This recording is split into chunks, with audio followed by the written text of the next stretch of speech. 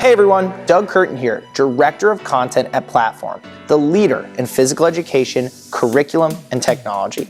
We're here today to break down 4 classroom management strategies for physical education. Often, when people picture classroom management, they think about the typical classroom. But we know that physical education provides unique challenges that require unique solutions. So let's go ahead and break things down.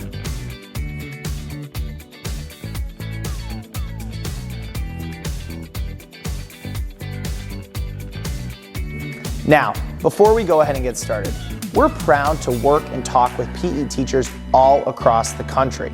And we know that you already have enough on your plates. Often, strategies and solutions mean more work for you. That is not the goal here.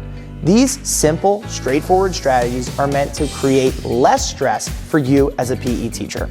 So let's go ahead and break these down. Number 1, identify groups. In just about every other subject, groups are determined by guidance counselors and tests to determine who should be in intro, honors, AP, and more. But in PE, everyone gets lumped into one class roster.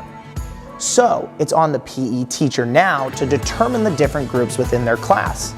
Because if everyone's assigned the same content, it's probably going to be like Goldilocks and the 3 Bears.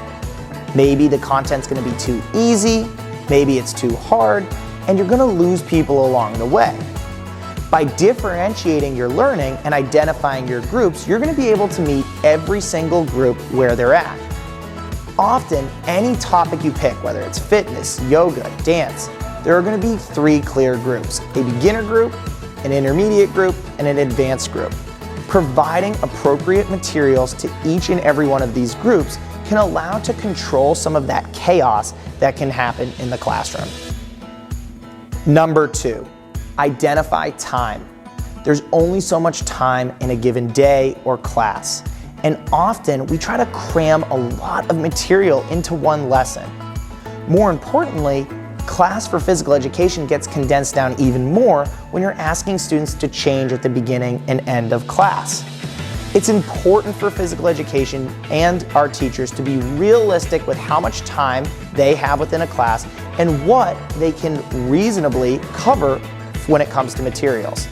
Often we want to justify our subject and topic and cram more and more into a class, but it's important to take a step back and identify if your lesson plan is going to fit with your time domain.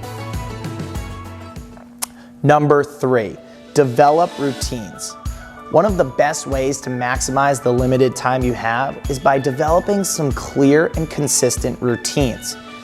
Students thrive in routine and structure, and in physical education, it can really help manage the classroom. Maybe you start with a group warm-up before students break off into their different groups. Or you have students come back together halfway through class for a water break or a bathroom break. Maybe you always have an exit ticket at the end of your class to allow everyone to leave at the same time with some structure. No matter what different types of routines that you set up, students are going to know what to expect within physical education and start to be accustomed to what they're supposed to do. Now, it's important to address that a routine doesn't mean repetition. We're not saying, hey, every single day, every single class, we're going to run a timed mile or we're going to do the pacer test. No, rather, you can have structure that allows students to know that different buckets of class will typically look similar. This allows students to know what to expect and move throughout class within that structure. Number 4, utilize technology. Now you might be thinking to yourself, I actually want to get rid of technology altogether. It will help me with my classroom management. And while that might be the case some days, technology should actually be viewed as a tool and a resource to help you get through class. All of those other strategies we talk about can actually be made more possible with the use of some technology. For example, now all of those different groups that you have can get specific content and curriculum delivered right to them via a device. On top of that, you're cutting down lecture time and allowing students to get resources delivered right to them that help them with their learning. Now you as a teacher can go about navigating the classroom in a productive way. And on top of all of that, Having students learn how to use phones in a healthy way is an excellent routine to develop. So technology, while we might think about avoiding it at first, can actually help bolster that classroom experience within physical education. Now that we've covered the 4 classroom management strategies for physical education, let's go ahead and wrap up. Hopefully these strategies will help you within your PE setting, and it provides you an opportunity to take a little stress off of your plate. If you want to check out more, we encourage you to explore all of the different great content up above, or reach out to us and we'd be happy to talk to you directly. Thanks a lot and have a great day.